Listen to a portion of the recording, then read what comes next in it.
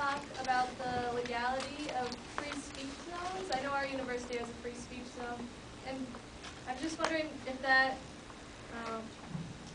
affects the students' First Amendment rights.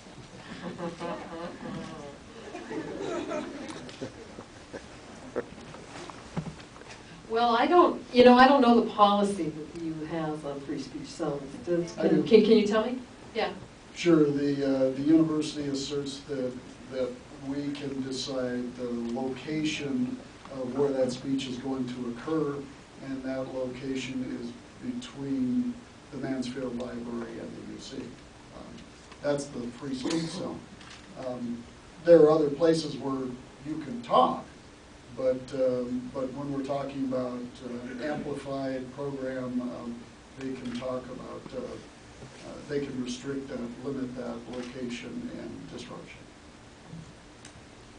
Does anyone know if, because I know that during the campaign, and often a lot of times events that the president has, he sets up a free speech zone about a mile away from the event. And you're free to go protest him at that event.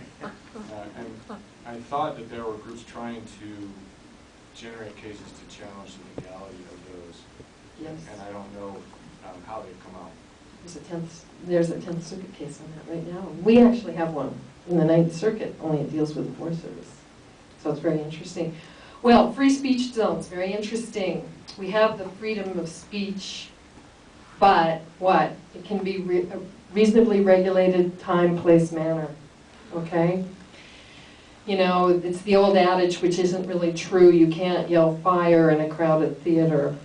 But how is that carried through to free speech zones? Well, with respect to free speech zones, it's my understanding it's the Hare Krishna case, essentially, where when I went to college and I traveled through an airport, I was constantly, I mean, you really were at that time, you'd have people walk up and give you books and proselytize and give you little flowers. It was so much fun. I loved it. It absolutely occupied your time while you were at the airport. And it was really fun. And you could talk about, you know, the Bhagavad Gita, and it was really fun.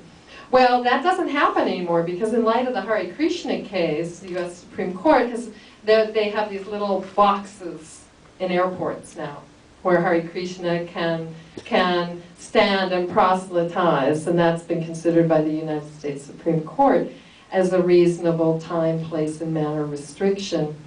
Now, with respect to university systems, I suspect that same principle applies. So that's the short answer with respect to free speech zones. It's not that you're prohibiting them from speaking, okay? That's the point. It's that they've regulated it reasonably according to time, place, and manner, and that will be the test that the courts will look at. Anybody else can jump in on that? What the university tries to do is be reasonable in providing that area. For instance, the Chief Justice was here, Roberts, and we suspected that there would be protesters. So we arranged for a location close to the venue that afforded them the opportunity to be seen by the media and by the people attending the event.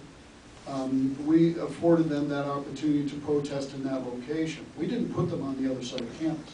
So we gave them what they wanted. We just put them in an area, theoretically, because only a couple of people showed up, but theoretically put them in an area, or assigned an area that was a free speech zone. So we can move that around, and we try to accommodate people who are protesting different kinds of events.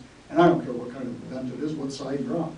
One side's inside, the other side's got a good zone to speak in. Now, there's a different issue, okay? But I was talking about proselytizing and somebody out, but if you want to attend an event, just like what Andrew was talking about, and the Bush case, say, coming up out of the 10th Circuit, I believe is coming up out of Colorado, maybe, and what happened was some people wanted to attend President Bush speaking, okay? They just wanted to attend the speech. And their car had a bumper sticker that said, no blood for oil. Okay, no blood for oil. They were stopped and they were told that they could not attend. And, you know, we have a similar situation with the Forest Service here in Montana. It's one of the Ninth Circuit Court of Appeals. The ACLU is on the brief, where the Forest Service was holding a press conference, which they opened up to the public, and in which they said that they were going to show all of the public support for the forest plan that they had. Were you on that case, John? No. No? And I couldn't remember who the defense counsel was. And the Forest Service said, we're going to show all the public support for this new environmental impact plan, or new forest management plan. And they let people in to speak on it if they wanted to, but they were the only people they let in to speak were the people who, guess what, supported the plan. The three main individuals who had contested this plan and proposed an alternate plan were not even allowed to attend. Well, they sued under First Amendment rights, and Judge Malloy denied a motion to dismiss and basically said you can't go forward the case. That was appealed to the Ninth Circuit Court of Appeals in San Francisco, and right now that issue is on appeal as to whether or not the Forest Service can exclude people who didn't fit within their press conference ideal. And our position is the government, under no circumstances, can do viewpoint discrimination. And Jim got to that. He said that toward the end of your thing. I don't care who it is, we're going to regulate the protests. Now, regulating protests is different because then you're looking at disruption.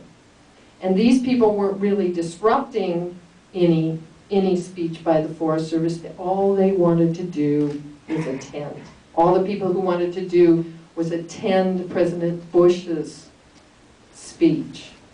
So free speech is just a great area. Anybody want to talk about the funeral protest bill? No? If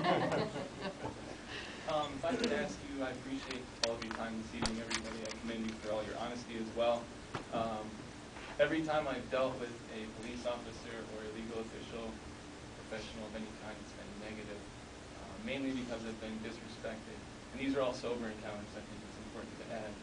What do you think that communities, our society as a whole, can do to build that common ground of respect between police officers, legal professionals, and common citizens? And if you have an opinion, I don't want to disrespect anybody, but if you have an opinion on whether police officers should be required to have a college degree, I'd like to thank you. I always have an opinion.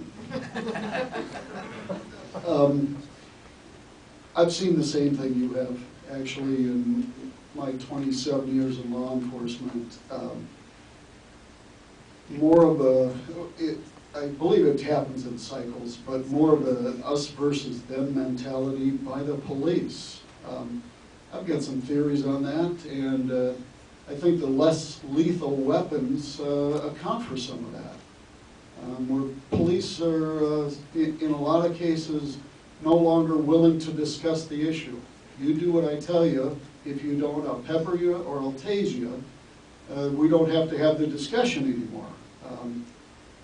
I think that's bad. I like the discussion. I've been a cop a long time, and I'm very proud of the fact that I've never been punched or punched anybody else. Because I'm not big, I talk my way out of trouble. I've put a lot of people in jail, in cages, as Craig remarked, but I did it with respect, and sometimes I said please a lot, but that saved my butt. So that's my theory on that. As far as a college degree, I'll just have to speak from personal experience. I don't have one. I think that I've done okay without it, but I guess you guys will all be the judge of that in the end.